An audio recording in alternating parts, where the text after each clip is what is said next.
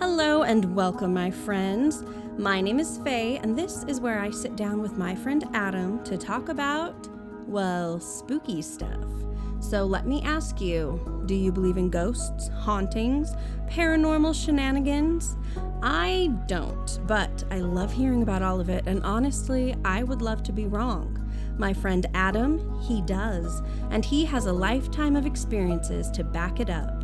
So buckle up, because today we're talking about the curious case of the kids camping near the creepy caves near Area 52.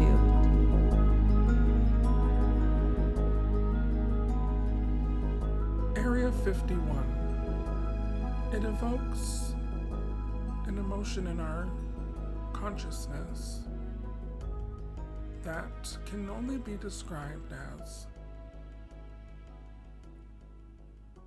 what? This is very I don't know. I'm just trying to sound deep. smart, and I'm not. I'm dumb. Hi, this is Adam. Welcome to Believe or to Not to Believe. That is the podcast. And my host, Faye, is here. Hello. But we're going to be serious again. Okay, listen. Many have heard of Area 51. But did you know in the remote deserts of Utah lies a place that many call Area 52? Dun dun dun. You know, I've been told by some reputable sources that those aliens from Area 51 are now in the sprawling 800,000 acres in rural Utah, again known as Area 52. You know, being a person that's lived in Salt Lake City for most of my life, there's a little resort town we all drive to in Wendover, Nevada. It's like a little baby Reno. But when you're driving on that remote I-80 West, halfway to Wendover, if you were to look to your left, that would be Area 52. And today's episode takes place very near to Area 52, and in fact may have something to do with the location. Possibly. The area is definitely a sight to behold. Yeah, so a lot of people, most people, I think, don't believe that Area 51 actually contains anything anymore, right? It's been in the news so much, so many people have talked about it, that if the government did ever have anything there that was paranormal, it most likely isn't there anymore, right? Oh, I really doubt it's there anymore. I don't think the government's really stupid. Yeah, so where did it go? Utah, obviously. I mean, there's so much desert here, so much not happening, right? In all of that area. And it's very intriguing. I mean, living here in Utah, I can safely say that if I were to put a top secret... A top secret? a top secret inventory box, it would be here in Utah. I mean, there's a lot... We have a lot of Air Force Base. Like, we've got a lot of military presence here. Oh, yes. So it kind of makes sense. I have a super fun story for today. Yes, today is definitely story time. Done. And we won't say who this story is brought to us from, right? No, but something that's very exciting about it is that this is actually a relative. So this is not just... a Reddit thread. Yes, it's not he said, she said. This is actually someone who is a relative, and this is an account that they have to tell. Ooh, let me put on my stretch pants for this. Get some popcorn. I personally love this story. I find it fascinating and just the perfect amount of creepy, and so I'm really excited to tell it. So let us now go down that desolate stretch of Interstate 80 where our story takes us. Faye, take it away. Thank you, Adam. You're welcome. All right. So many of you might not know, but when we have something that happens here in Utah a lot is they have programs for young hoodlums who need some rehabilitation or, Wait, Paris Hilton, first of all. Did Paris Hilton? Did you all know that Paris was kidnapped by her own parents and thrown out here to Provo, Utah by us and put in that place where they put the bad kids? Wow. Did you not know I this? had no idea. But have you noticed that everyone sends their kids to Utah to get their life together out here in the desert? Well, it worked for Paris Hilton, so obviously She's living now. she is. It She's straightened living. her right out. She didn't have any trouble afterward. Yeah. That is what was taking place in this story. So, You mean we're gonna get to the story now 7 minutes in. Sorry. Yes. Please. So, in this story, I'm actually talking about one of the counselors. So, they have adults who are over these children. They'll have a small group of kids, and they're in charge of backpacking with them through the wilderness. So, basically, they have to camp outside, they have to carry all of their own equipment, they have to make their own food, make their own fires, things like that are kind of forcing them into, like, I don't want to say real life scenarios because we don't really live like that anymore, but it's forcing them to work for what they get, right? Adam does this, but nobody else does. We're currently recording this around a campfire. He fed me some squirrel that he caught with his teeth earlier. Yeah, but I use that famous Dave's teriyaki sauce. It's delicious. It's perfect. I love it. I need to stop talking. So, he was out with this group, and this happened in the early 2000s, okay? So, they had been hiking and camping and doing all of these things with a group of girls. They camped at this place. I'm not actually going to say where it was because I don't think people need to know that. But they had this little campsite, and as they were walking, they saw that a ways up, there looked to be a cave kind of up the side of this mountain. And they were interested. They couldn't really tell if it was just like a shadow behind a tree, but they kind of wanted to go explore.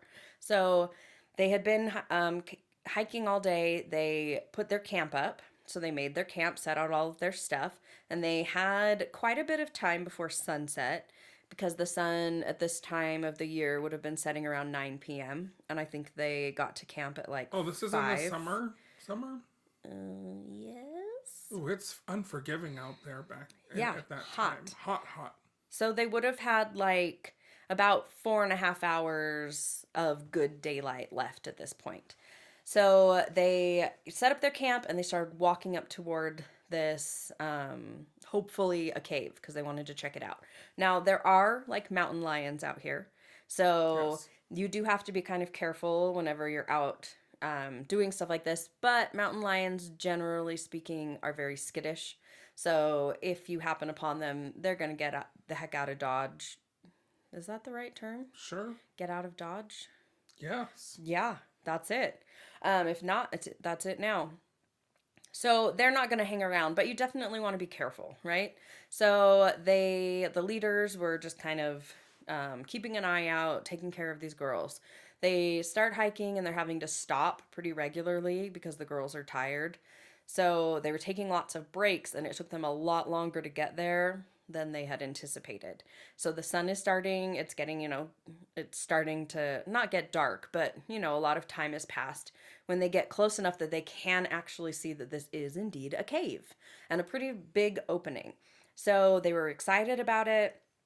They just had to go up the side of this mountain a ways to get there. And the girls ran up and there was like a little bit of a lookout spot. And the girls ran past the opening of the cave to the lookout because they wanted to kind of watch the sunset. So they were there kind of watching it start to get dark. It was just kind of around dusk. So the leaders didn't go with them there. They decided to walk into the cave. And so the girls were at the mouth of the cave. The leaders just went in, and it turned out that the cave wasn't super deep. It was like 50 to 60 feet deep, and it stayed pretty wide and open all the way to the back of it, where it finally narrowed to like a tiny crack in the mountain. But by the opening, there were just kind of weathered remains of different, it looked like a forgotten culture, right? So like pots, you find a lot of things like that out in the desert. So like Especially out in Utah. Yeah. So like pots or clay things that had been used, tools and different things that are just super old, right? Possibly Native American. Yes. So all of that kind of thing were kind of scattered. And then they saw it was pretty dark in there, and so you couldn't really see all of the way back in. But they saw a lot of scattered bones, clean white bones. And they really thought that this probably was, right, like a mountain lion cave because these bones were there. And they thought that it was probably, some rancher's sheep. But they didn't really make sense as they stopped to look closer at these bones. They saw that they hadn't been gnawed or broken, that they weren't even really scattered, but they were actually cut, like sawed, and stacked carefully into little neat piles.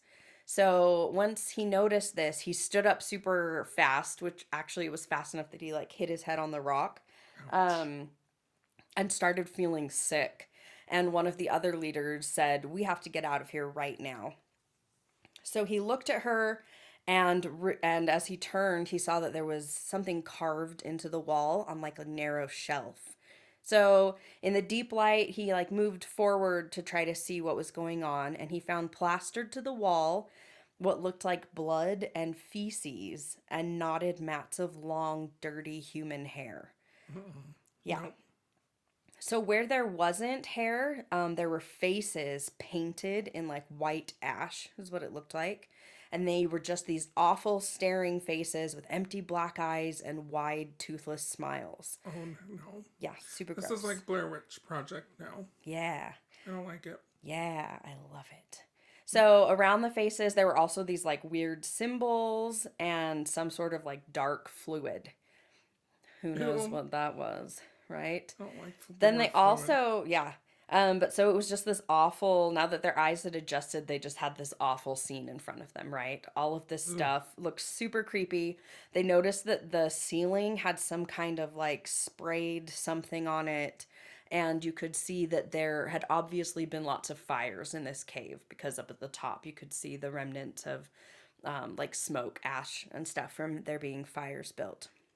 So they thought that they had obviously stumbled upon some kind of occult sacrificial lair or something, right? At this point, they don't know what it is, but obviously people have been out here. There's paint and things like that. These bones have been sawed, not broken or anything. And there they were as the leaders with a bunch of, troubled youths outside, and it's starting to get dark. So they decided they needed to just stop what they were doing and get back to camp as quickly as possible.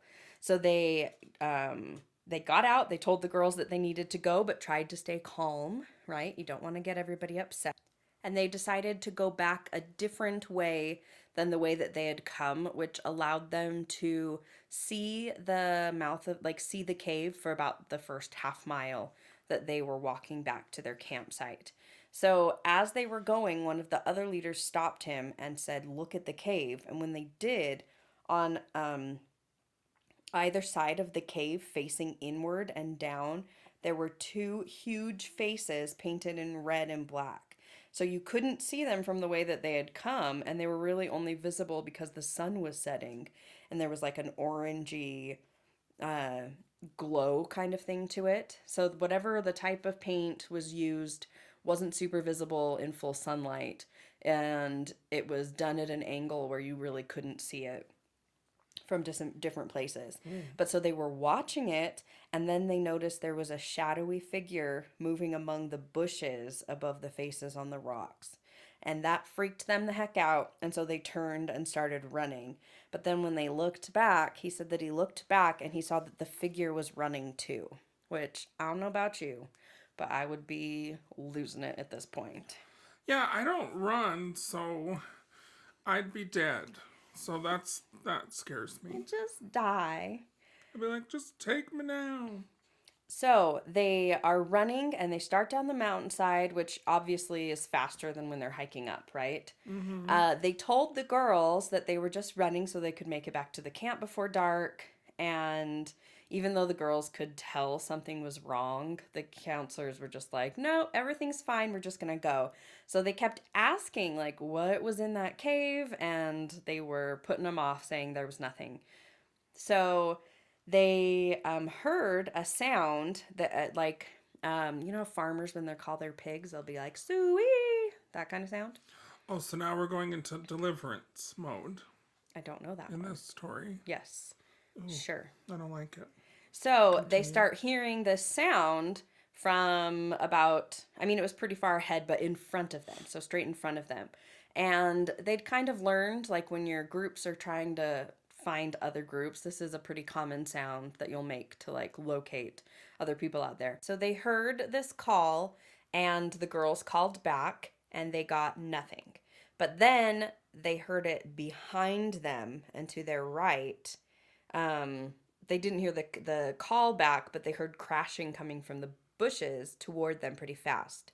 So he said, come on, let's go. And they bolted at kind of a right angle, perpendicular to the line where they had heard the calling. So they weren't running at the sound that was coming, but they were running away from both of them. Does that make sense? Yeah. So whatever was crashing through the bushes wasn't trying to like meet with the caller. They were following this group. And so he and another one of the counselors went to the back and told the girls to keep running because they wanted to like see what was following them. So they stopped and the girls kept going and waited. They waited for just a little bit and they saw something. So this thing that they saw was dressed all in dark buckskin and it was running bent over at the waist, leaping over the small bushes and barely trying to dodge the larger one. And it looked like it was sniffing the ground, not just like looking at it. And from the perspective of this guy, he only glimpsed it and then it stopped behind a large tree. So they knew that it was following them and wasn't going to it was hiding, right? Wasn't going to keep moving until they kept moving. But that is the last person that any of them saw clearly that night. But that's a skinwalker. Things did not stop there, right? Oh, they didn't? They did not stop. So the group hadn't gotten that far, and it was twilight by then, and they caught up with the girls after waiting and seeing this horrifying personage. And they stopped. The girls had stopped because they didn't know where they were supposed to go. And they thought that they stopped because they didn't know where to go. But they hadn't. They had come to this giant red circle of sand with an anthill in the middle of it. And it's funny because the guy had actually noticed it on their way up, and he was really upset he didn't have a camera with him because this was a really cool thing that he had never seen before, where it was just this perfectly made circle and the anthill was right in the center. And it was just kind of interesting. Yeah. So they hadn't made it that far. Like they should have come a lot farther, but they hadn't. So they saw that something was not the same as when they'd passed it, though, because in the center of this anthill, they noticed something was sitting there. And he went up and looked and saw that it was a bunch of camping gear. And not just any camping gear. It was their camping gear. Oh. Some of their stuff was stacked neatly in a pyramid. The way that if you've ever been hiking, you know how they stack the rocks. This is in the middle of that circle? In the middle of the ant circle. I'm out. Yeah. So when you go hiking, a lot of the time people will line the path with like 3 rocks. Like a big one, a medium one, and a small one to kind of let you know where the trail is. People do that all the time. So it was like that. They were stacked up in a little pyramid. And even more crazy, there were things from each of the counselors' stuff. None of the girls' stuff, just things from the counselors, which also happens to be the only people who went into that cave. No! Yes. Is this real? It's real. Like this happened to somebody that I know. My, how the tables have turned on this episode. This is too good to be true. It's crazy. This is a movie. So they had all of these things, and they knew that not only had somebody been through all of their stuff, they had gone through each of their stuff, and they felt like whoever had done this had actually known that they were the ones to go into the cave, right? So the girls were freaking out at this point because this was definitely weird. And one of the counselors was like, hey, calm down. We just need to get back. Somebody's following us. We don't know what's going on, and we need to get to safety. And they tried to use their satellite phone that had GPS. But again, remember, this is the early 2000s. So that kind of thing, it just wasn't as good as it is now. And it was pretty spotty. And it didn't work. It wasn't working. And so they decided to hit the road. They were going. There wasn't any moon, and they had to, at this point, it was dark. So they had to go the last like half mile down the road, and then they stopped right outside of their camp. And they were worried at this point that something might be in their camp because obviously they had found a bunch of their stuff somewhere else. Can I say what the stuff was? Yes. That they found without saying their names? Yes. Because it's just, I'm looking at the story, which happens to be on a website, which I won't say what it is. Reddit. It's on Reddit. It's been posted on Reddit. Okay. So in this, that freaks me out more than anything. I don't know why it's freaking me out, because I've had stuff like this happen. So on that pile that she was speaking of, there was spare parts of a camp stove from one of the counselors' pack, the sheath of a knife out of another's day bag, and beads from a craft kit that one of the guys had been making. A spearhead that another camp counselor had been working on all week lay broken on the top of the pile. So these people had definitely been through just their things. Yeah. The people that were in that cave, like you said. Yep, just the counselor stuff. I don't like it. And there aren't very many things, right? But all of those things are piled in a nice little pyramid for them. This is giving me Blair Witch, and I don't like it. Yeah. I mean, this is why I love it so much. So they stopped outside of the camp. They were worried that somebody might be in there, so they kept the girls in a group and with one of the counselors, and the other three went in to kind of look at it. Everything looked normal, so they brought the girls in and they kind of rounded up everybody's stuff and told them that they were all kind of sleeping together that night. And so... Yeah, I wouldn't be sleeping. Yeah, right? Who's going to actually sleep? So the girls all went into bed and the staff walked away so that they could have, you know, a little group staff meeting. Can you say powwow still, or is that I don't know. insensitive? In this story, I feel like that might be appropriate. Let's have a powwow. Yeah. So they started to talk away from, you know, the ears of these girls, and they started telling each other like their own experiences on the way back. So he and the other counselor told them about the bones that they saw stacked back at the cave. And they told him some things that they had noticed that he hadn't. So they said that whoever had placed their camping gear on the anthill had to have been there only seconds before the girl found it, because there was a large cloud of dust hanging in the air as they arrived. And that was the reason that they'd stopped. But they didn't actually spot the person who set it there. So it was, does that make sense? So it was like somebody had just sat it down and was running away, so they'd kicked up the dirt. Yeah.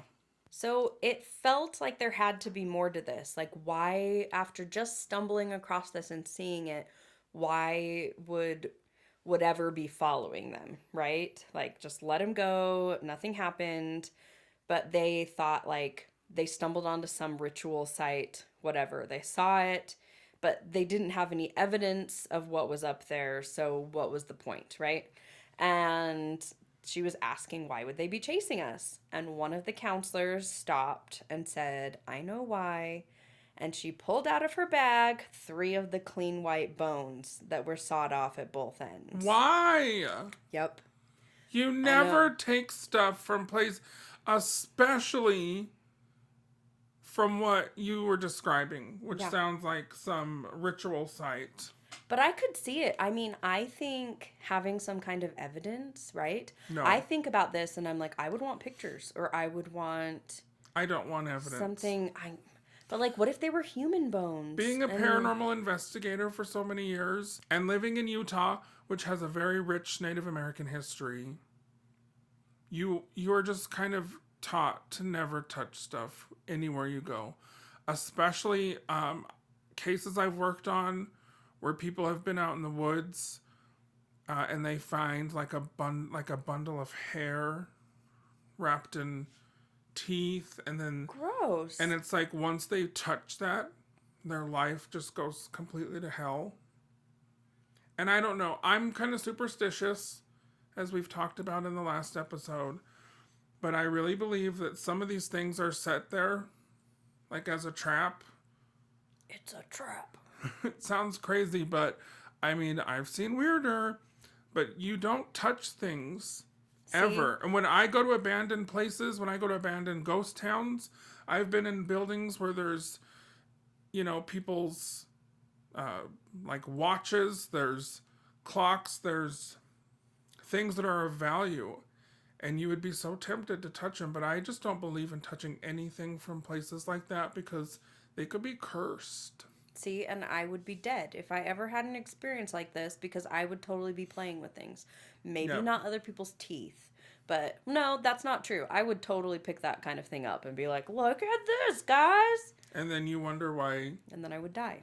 You get hit by a logging truck like a month later. And I would have deserved it, right? Final Destination style. Nope, I don't like this story. Yeah.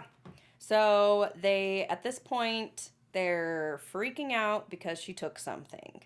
And the fact that she had picked them up was natural, but they were freaked out because obviously this was not a normal situation. She should have just left them there.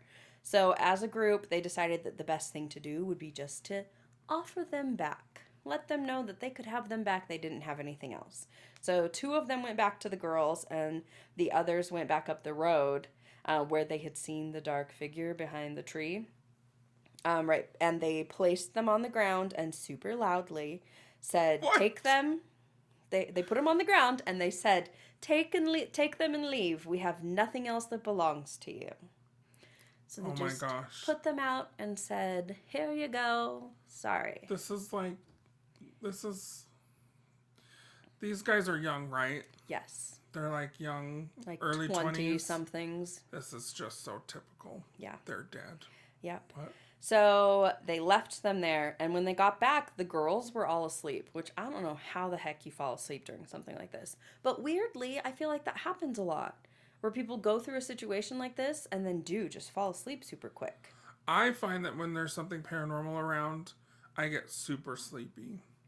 And you know me, I don't sleep ever. Never. I'm on like a 4-day binger right now. Psycho. But no, when there's something paranormal, sometimes I will just completely black out, fall asleep. Maybe that's what happened. It's so weird. I have read a lot of stories where people get into a situation similar to this where something's going on, they're being stalked or whatever, and they don't do anything. It's like they have a very clear, which actually further in the story, we see this happen, where it's a very clear feeling that they need to just not react. Like, don't look at it, pretend it's not there, just ignore it. I can see that. And hope it goes away. And for me, that seems so counterintuitive. Like you would need to face it, kind of a thing. But for some reason in these situations, they feel like they need to just let it be. And somehow they survive. So. That's what happens to me a lot because you know how I'm a haunted person. This just happened the other night.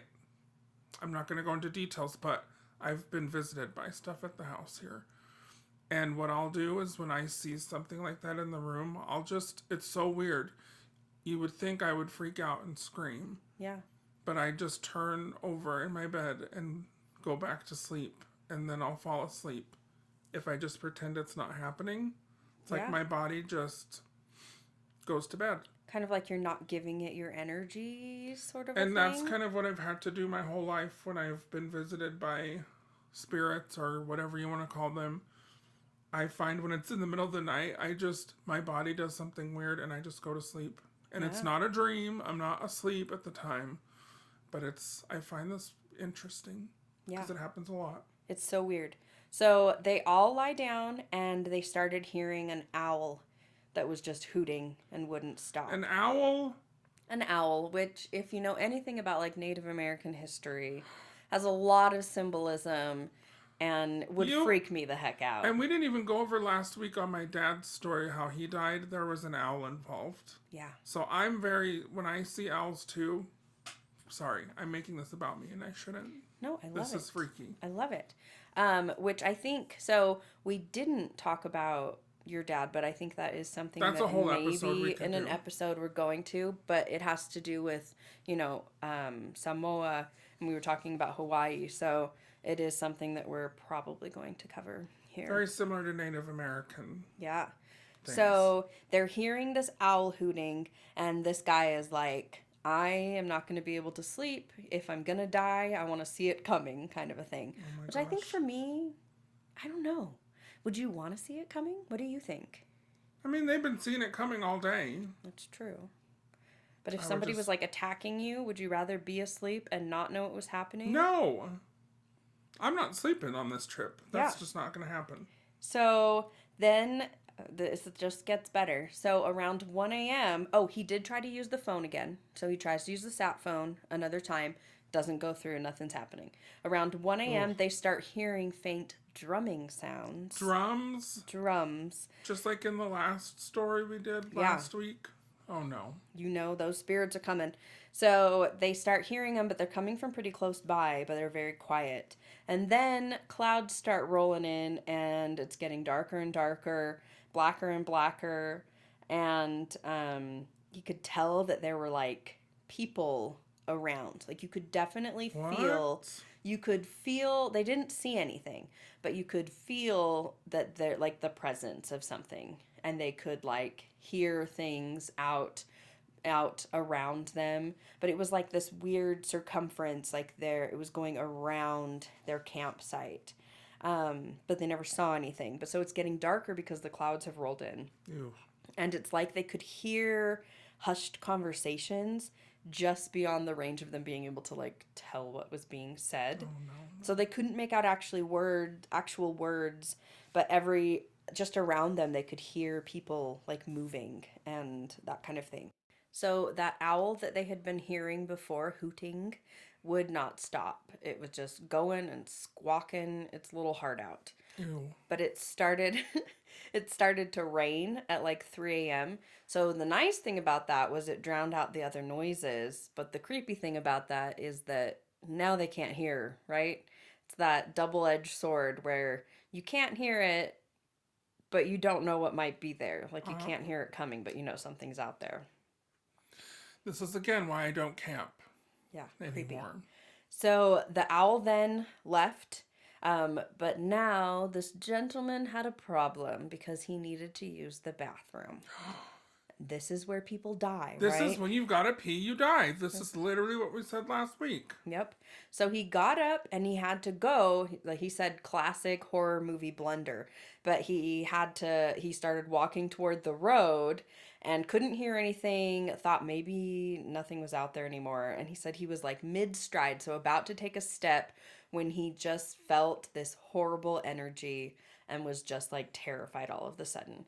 And he realized he'd come to the place where they had left the bones, and his leg was hovering like just outside of where they had done this.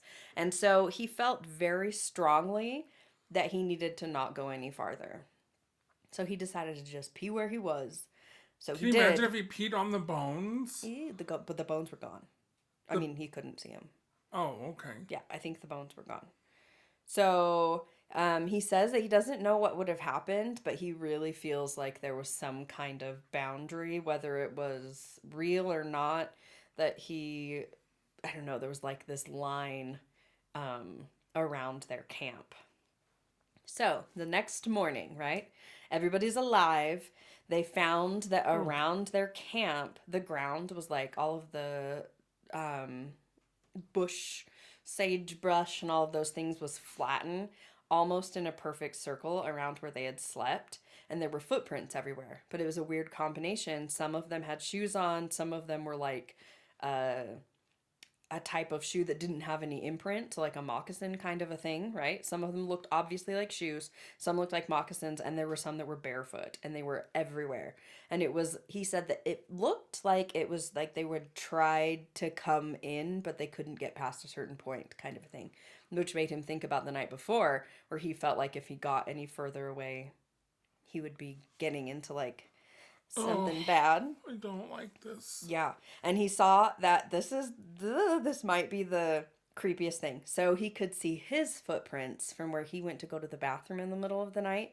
And there was another set of footprints right there on the other side, like facing where he had stood. So it was like somebody had been standing like face to face with him, basically, right? Oh, see, I would never leave my house again after this. Yep. So crazy, crazy, crazy. They ended up getting through to the people on their satellite phone, and they had to go to the police, the sheriff's station, and write up a whole report about this. They took a couple of the counselors back to the cave, and everything was like not cleaned up, but not all of the bones were gone. There was like a little altar that had been there that things were on, and it had been like carved out, like it had been chipped away What? from the side of the cave. It was gone like that day? Yeah, the next day when they went back. I don't know if it was exactly the next day or if it was like a couple days after, but all of the hair and stuff that had been on the walls was gone, and there was paint covering where all of the faces had been. So like fresh paint and wax, like they had like filled stuff in. Do you know what I think happened? Please tell me. In fact, I feel very strongly about this. Because this is the same kind of thing that happens at Skinwalker Ranch. And it's also why I think there's an Area 52 right where this was happening. But I think that your friends stumbled into sort of a rip in time. And I think maybe they went back in time. I think maybe they were dealing with something that had happened in the past. Maybe they walked hundreds of years into the past. Interesting. And then because it sounds very like space-time continuum-y. Yeah. Skinwalker Ranch, Area 51. It all is connected. Like the more that I see this stuff in my life, the more that I feel like ghosts and aliens and skinwalkers and the pterodactyls people see flying around in the deserts out here, it's all like interdimensional stuff. Yeah. And I think maybe your people walked into another dimension. It's crazy. And that's why it was all gone, because maybe it was gone for years. And I think they were in a different time that night. So what would you say about like the paint? Because that's one thing that I'm like, sure, peeps have had hair and poop. They're forever. But like, what about paint? Like if they could see... But they only saw it at the sunset, and it was a weird material. They saw that, material. but then there were also like the faces. Oh, I guess they said that was kind of like ash. But they made it sound like there was like paint in the cave beforehand too. Have you not seen the pictographs and stuff of the caves here in Utah? Oh, yeah. They're very red, that look like blood. Yeah. And I'm just gonna, like, this is like, yeah. These are in the caves of Utah. Like, look at those hands and stuff. That's terrifying. That is not cute. That's not Utah, but that's kind of the things we have out here. Yeah. So I mean, it definitely could be, right? I think that's right. There's no obvious explanation for it, and that's why it's paranormal and potentially right? You can't explain it. And the drums, the storm. Drums in the deep. There's something about also when there's a storm that comes in, the static electricity, the electromagnetic field changes in the atmosphere, and that's all a perfect storm, no pun intended, for this kind of paranormal event. So do you think if that is what happened, do you think that this was a skinwalker, or do you think it was just like an ancient personage? Because the way that they describe him, like running, all bent over. And that sounds like a skinwalker. That sounds like what people out here, out by us, have seen, where they've been like driving on the highway and they see people running alongside their car, going 70 miles an hour, What? keeping up with them, running hunched over like that, with furs all over them. What? And buckskins, that kind of thing. And I am telling everyone listening right now, the state of Utah is the weirdest place I've ever been in my life. Don't pick up hitchhiking beings going 70 miles an hour. There's so much. And I've told this to other people, the land here feels so ancient. And the only other time I've ever felt the way I feel when I go to some canyons out here and places where these caves are is when I've been on the islands where my dad was from. It's like the veil is thin, if people know what that means. Like the veil between this world and the next, or whatever you call it, is thinner here. Yeah. And it's all around. So. What about the circle between them and these other things? Do you have any idea or insight, anything that you've experienced or heard about that would potentially be that protection? Maybe not a protection, but that you can think of, that it would be that circle around their camp that could they not enter? Or is it just a warning type thing where they just watching? I don't know, because was it a campground that other people have camped at a lot? No. So they just picked a random spot? Yep, just random. No, there are no trails out there. They don't use anything like that. It's just the middle of the wilderness. And they didn't do anything before, put salt around them. No. Hocus pocus style or anything. But yeah, it's that kind of detail is freaky to me, right? That there's this barrier potentially between these people who have no idea what's going on and this outside force that is a scary force, right? It's something that feels threatening, but for some reason it's not entering their space. Or maybe whatever these things were around them, they're just not allowed. They're just not allowed to go near the living. Yeah, I don't know. I don't know. But I don't like it. I don't like any of it. Freaks me the heck out. I love it. I think it's an amazing story. It was an amazing story, Faye. I really enjoyed that. Thank you very much. And in my roundabout way of wrapping this up, I want to say I think there is something that is connected to the fact that this is near the Area 52 area. 52 area. Where all the government stuff's going down. Yeah, and like I said, government doesn't just set up shop in the desert for fun. I think they go to places where paranormal activity, because this whole area that you're speaking of, UFOs everywhere. People see UFOs, they see lights, they see strange things in this desert. It's all connected, is what I'm saying.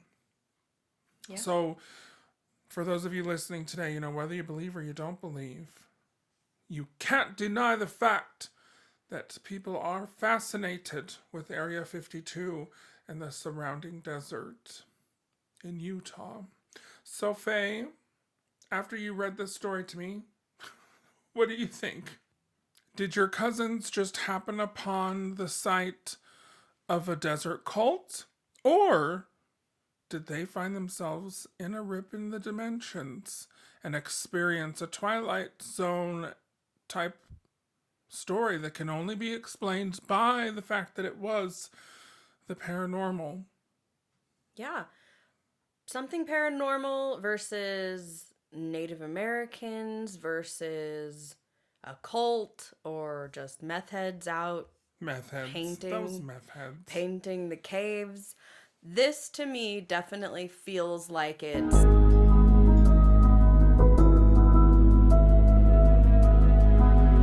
why you've been listening to Believe or Not to Believe, that is the podcast. The number one podcast in my mind